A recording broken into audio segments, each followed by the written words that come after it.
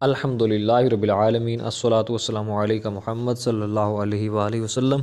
درس مقصود دنیا والآخرہ، class number 33، لباس کے آداب۔ اللہ تعالیٰ کا ارشاد مبارک ہے، یا بنی آدم قد انزلنا علیکم لباسا یواری سوآتکم وریشا ولباس التقوی ذالک خیر۔ الاعراف آیت نمبر 26۔ اے اولاد آدم، بے شک اتارا ہم نے تم پر لباس جو ڈھانپتا ہے تمہاری شرمگاہوں کو اور باعث زینت ہے، اور پرہیزگاری کا لباس وہ سب سے بہتر ہے۔ تقوی کا لباس سب سے بہترین قرار دیا گیا ہے۔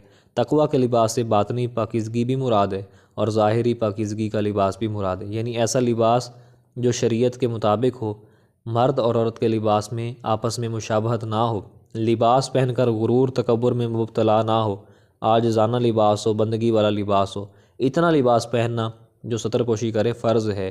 مرد ناف سے لے کر گھٹنوں تک، گھٹنوں کا اوپر والا حصہ بھی شامل ہے، یہ مرد کا ستر ہے، اور عورت سر سے لے کر پاؤں تک، اور اس میں چہرے کو حسب ضرورت جہاں خرابی کا ڈر نہ ہو وہاں پہ نہ ڈھانپے، یہ اس کے لیے اپنی چوائس ہے، اور جہاں خرابی کا ڈر ہو پھر چہرے کو چھپانا بھی ستر میں آتا ہے اور یہ فرض ہے۔ سر کے بالوں کو چھپانا بھی ستر میں آتا ہے۔ تو باقی پورا لباس پہننا مستحب ہے، مرد کے لیے بھی عورت کے لیے بھی۔ اگر ایسا لباس پہنا کہ جس سے جسم کے حصے نمایاں ہوں، چست لباس، یا بدن کا وہ حصہ نظر آئے جس کا چھپانا فرض ہے، تو ایسا لباس پہننا حرام ہے۔ نبی کریم صلی اللہ علیہ وسلم نے فرمایا، جو شخص اپنا کپڑا بطور تکبر گھسیٹے، اللہ تعالیٰ قیامت کے دن اس کی طرف نظر عنایت نہیں فرمائے گا۔ اللہ اکبر۔ بخاری شریف۔ رسول اللہ صلی اللہ علیہ وسلم جب قمیص مبارک زیب تن فرماتے تو اس کی دائیں جانب سے آغاز کرتے۔ ترمذی شریف۔ ہر عمل کی ابتدا دائیں طرف سے کرنی چاہیے، جیسے موزہ یا جوتا پہننا ہے تو سیدھی طرف سے پہنیں اور اتارتے وقت بائیں طرف سے اتاریں۔ رسول اللہ صلی اللہ علیہ وسلم نے فرمایا، سفید کپڑے پہنو کیونکہ وہ بہت پاکیزہ، بہت صاف اور بہت اچھے ہیں۔ سبحان اللہ۔ ترمذی شریف۔ حدیث مبارکہ، جس نے کپڑا پہنا اور کہا، تمام تعریفیں اللہ تعالیٰ کے لیے جس نے مجھے یہ کپڑا پہنایا اور میری طاقت اور قوت کے بغیر مجھے عطا کیا، تو اس کے اگلے پچھلے گناہ معاف کر دیے گئے۔ ابو داؤد شریف۔ سبحان اللہ۔ کپڑے، موزے یا جوتے وغیرہ پہننے سے پہلے جھاڑ لینے چاہیے تاکہ کوئی موذی کیڑا وغیرہ نہ ہو اور نہ ہی نقصان پہنچائے۔ رسول اللہ صلی اللہ علیہ وسلم ایک بار ایک جنگل میں اپنے موزے مبارک پہن رہے تھے۔ پہلا موزہ پہننے کے بعد جب دوسرے کی باری آئی، آپ نے پہننے کا ارادہ کیا، ایک چیل آیا، جھپٹا اور موزہ مبارک اڑا کر لے گیا۔ کافی اوپر لے جا کر اس نے چھوڑ دیا۔ موزہ مبارک جب اونچائی سے نیچے گرا تو گرنے کی چوٹ سے اس میں ایک سانپ دور جا پڑا۔ اللہ اکبر۔ یہ دیکھ کر آپ صلی اللہ علیہ وسلم نے اللہ تعالیٰ کا شکر ادا کیا اور فرمایا، ہر مسلمان کے لیے ضروری ہے جب موزہ پہننے کا ارادہ کرے تو اس کو جھاڑ لیا کرے۔ ہمارے لیے بھی یہ تعلیم ہے، کوئی بھی چیز پہنے پہلے اس کو جھاڑ لیں، حتیٰ کہ اپنا بستر بچھاتے وقت بھی اس کو جھاڑ لینا چاہیے۔ رسول اللہ صلی اللہ علیہ وسلم نے فرمایا، بے شک اللہ تعالیٰ پسند فرماتا ہے اس کی نعمت کا اثر اس کے بندوں پر دیکھا جائے۔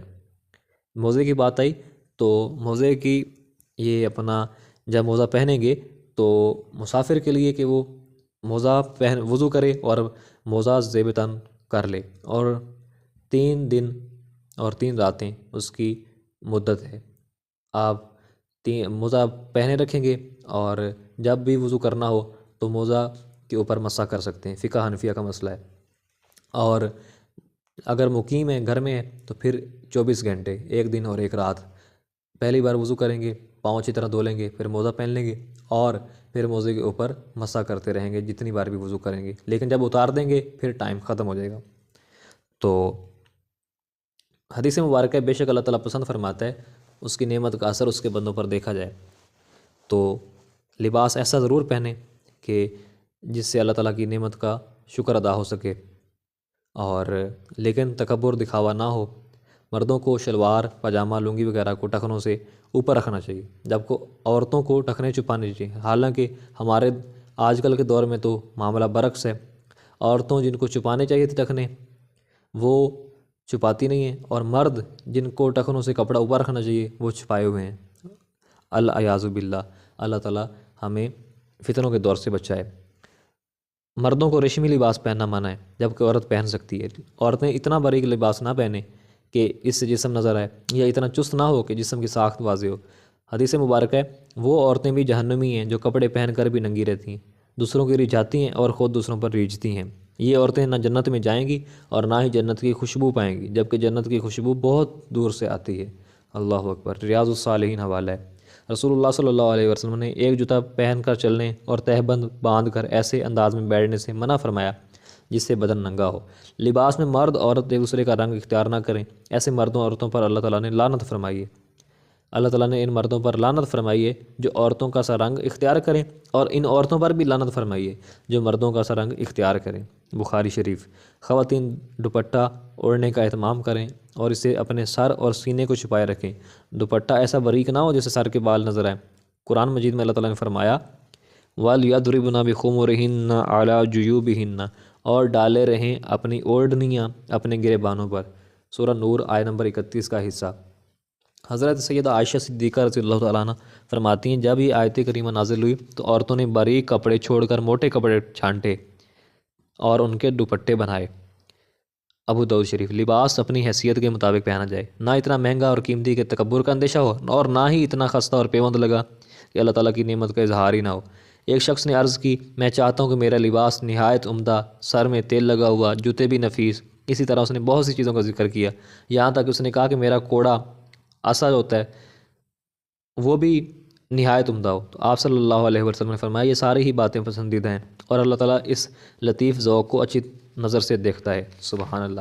اپنے لباس کے ساتھ غرباء کا بھی خیال کریں، اگر اللہ تعالیٰ نے نوازا ہے تو دوسروں کو بھی لباس پہنائیں۔ رسول اللہ صلی اللہ علیہ وسلم نے فرمایا لونڈی اور غلام تمہارے بھائی ہیں، اللہ تعالیٰ نے ان کو تمہارے قبضے میں دے رکھا ہے، بس تم میں سے جس کسی کی قبضہ اور تصرف میں اللہ تعالیٰ نے کسی کو دے رکھا ہے، اس کے اختیار میں ہے، تو اس کو چاہیے کہ اس کو بھی وہی کھلائے جو خود کھاتا ہے، اور اسے وہی پہنائے جو خود پہنتا ہے، اور اس پر کام کا بوجھ اتنا ہی ڈالے جو اس کے سہارے سے زیادہ نہ ہو، اور اگر وہ اس کام کو نہ کر پا رہا ہو تو خود اس کے کام میں مدد کرے۔ بخاری شریف، مسلم شریف۔